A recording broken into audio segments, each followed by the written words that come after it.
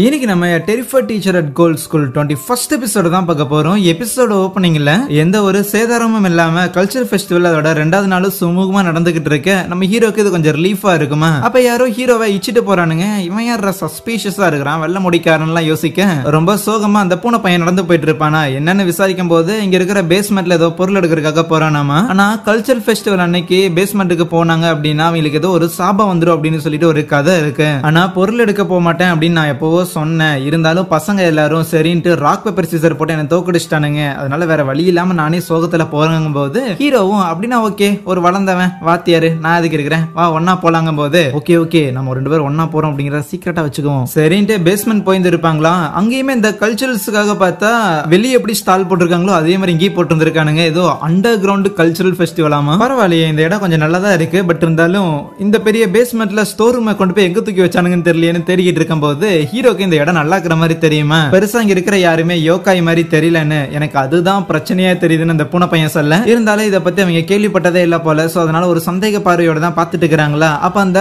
வெள்ளமுடிக்கார ஒருத்த ஹீரோ இடிச்சிட்டு போனான்ல அவன் அந்த இடத்துல நடந்து போயிட்டு இருப்பானா. வெளியில வேகமா என்ன இடிச்சிட்டு போனவன் இங்க கூலா நடந்து போயிட்டு இருக்கிறான். கூடவே அவனோட ஃபேஸ்ல ஒரு மாஸ்க் வேற இருந்திருக்குது. கண்டிப்பா அவன் ஒரு திருட்டு பயல இருக்க சான்ஸ் இருக்கும்னு ஏற்கனவே பிரின்சிபலும் டீச்சர்ஸ் எல்லாரையும் கூப்பிட்டு வச்சுக்கிட்டு இந்த மாதிரி எவனாவது பிட் பாக்கெட் அடிக்காதபடி பாத்துக்குங்கடா அப்படின்னு சொல்லியிருப்பாரு. ஒருவேளை இருக்குமோ அப்படின்னு வேகமா பின்னாடி போயிட்டு டே வெள்ளமண்டியா யாரா நீ இங்க ஸ்டூடெண்ட்ஸோட ஏதாவது கார்டியனா இல்ல பேரண்ட்ஸான்னு கேட்டுக்கிட்டு அங்க இருக்கிற ஒரு போஸ்ட் பாக்ஸ் பின்னாடி ஒளிஞ்சுக்கிட்டே கேட்டுக்கிட்டு இருப்பானுங்க. ஏய் நாங்க கோலைங்க தாண்டா அதுக்குன்னு பயந்தாங்கோலைங்க இல்லன்னு. அவன் இவங்க 2 பேரையும் பார்த்துட்டு ஏய் நீங்க அந்த ஹியூமன் வாத்தியார் பிளஸ் நீ இந்த பூனை பையன் தானே இந்த கிளாஸ்ல தானே படிக்கிற அப்படின்னு இந்த பர்சனல் டேட்டா எல்லாம் கரெக்டா சொல்லுவானா. உனக்கு எப்படி அதெல்லாம் தெரியும்னு கேட்டா நானும் உங்களை மாதிரி தான்ப்பா வெளியே தான் சுத்திட்டு இருந்தேன் தெரியாம உள்ள வந்துட்டேன். அப்புறம் ஆக்சுவலி இந்த அகாடமில படிச்ச ஒரு அலுமினி தான் நானுமே. சோ அதனால பெருசா கவலை பண்ணுங்கிற அவசியம் இல்ல. அப்புறம் மாஸ்க் எதுக்கு போட்டிருக்கேன்னா கொஞ்சம் என் முகத்தை வெளியே காட்டுறதுக்கு எனக்கு இன்செக்யூரா இருக்குது. இன்னொரு காரணமும் இருக்குது.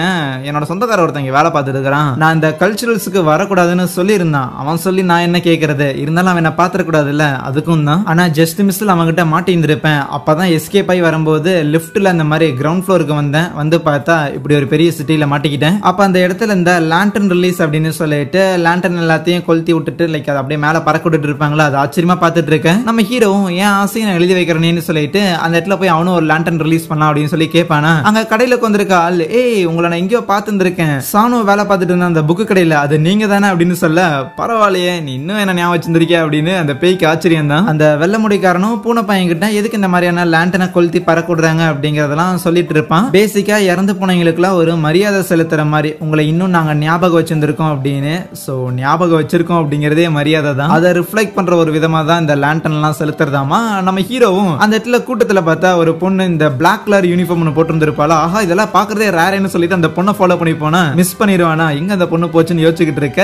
அப்ப அந்த இடத்துல ஒரு புக் ஃபேர் ஒன்னு இருக்கும். செகண்ட் ஹேண்ட் புக் எல்லாம் வாங்குற மாதிரி. அது ஏதாவது வாங்கலன்னு போகும்போது தான் ஐயோ சானு வேலை பார்த்துட்டு இருக்கிற இடத்துலயே ஒரு செகண்ட் ஹேண்ட் புக்கை எடுத்துதான் தேவையில்லாம அவ்வளவு பெரிய பிரச்சனை நடந்தது.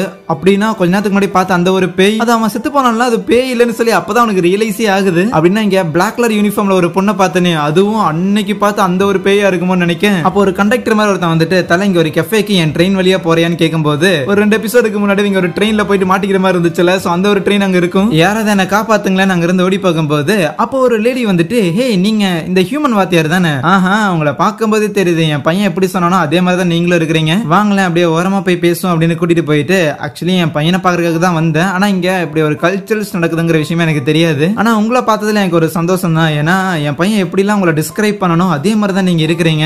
எப்போ உங்களை பத்தி பேசினாலுமே அவன் சிரிச்சுக்கிட்டே இருப்பான். ஏன்னா அந்த ஸ்விம்மிங் பூல்ல நீங்க ஒரு பெரிய மீனை வந்து பிடிச்சது லங்கோடாவோட சுத்தினீங்களாமா. உங்களை ஒரு யோகாய் அப்படின்னு நினைச்சுக்கிட்டு உங்களை பத்தி ஆர்டிக்கலா ரிலீஸ் பண்ணிருக்காங்க. நிறைய விஷயம்லாம் கேள்விப்பட்டிருக்கேன்னு சொல்லிட்டு இருக்க.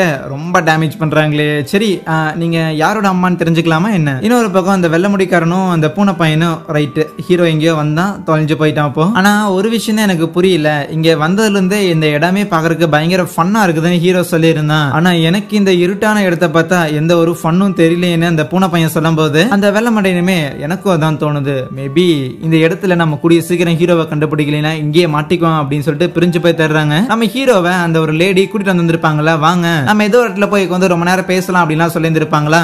கண்டிப்பா பேசலாம் வாங்க இந்த பக்கம் போய் பேசலாம் அப்படின்னு கூப்பிடும் போது அப்ப அந்த லேடி, ஹே வாத்தி, உனக்கு இங்க என்ன நடக்குது அப்படின்னு ஏற்கனவே தெரியும் தானே, அதை ரியலைஸ் பண்ணிட்டு தானே கேட்க, மேபி இறந்து போனவங்களுக்காக கொண்டாடப்படுற ஒரு கல்ச்சரல் ஃபெஸ்டிவல் தானே இது அப்படின்னு கேட்க, பிங்கோ கரெக்டா சொல்லிட்டீங்க. உங்களுக்கு தெரியுமா, இந்த ஹாலோவின் மாதிரியான ஒரு ஃபெஸ்டிவல் தான் இதுவும். இறந்து போனவங்க வந்து ரியல் வேர்ல்ட்ல இருக்கிறவங்க கூட கனெக்ட் ஆகிறதுக்கான ஒரே ஒரு நாள். இந்த வருஷம் தான் இந்த ஹயாக்கி அகாடமிக்கு கீழே இந்த ஒரு லொகேஷன் அமைஞ்சது இருக்குது. எல்லா வருஷமே வெவ்வேறு இடங்கள்ல அமையலாம் அப்படின்னு ரெண்டு பேரும் பேசிக்கிட்டு இருக்கேன். அந்த இடத்துக்கு பார்த்தா போலீஸ் வந்துட்டு நம்ம ஹீரோ கிட்ட, இந்த இடத்துக்கு அன்னெசரியா உயிரோட இருக்கிறவங்களா வர மாதிரி கேள்விப்பட்டோம், சோ அதனால நீங்க உண்மையிலே இறந்து போயிட்டீங்க அப்படின்னு கன்ஃபார்ம் பண்ணிக்க பார்க்கலாம் அப்படின்னு சொல்லிட்டு ஊத கேட்பாங்களா. நான் உயிரோட இருக்கிறது கூட உங்களுக்கு பிரச்சனையாடா அப்படின்னு சொல்லிட்டு அதை ஊதுவான்.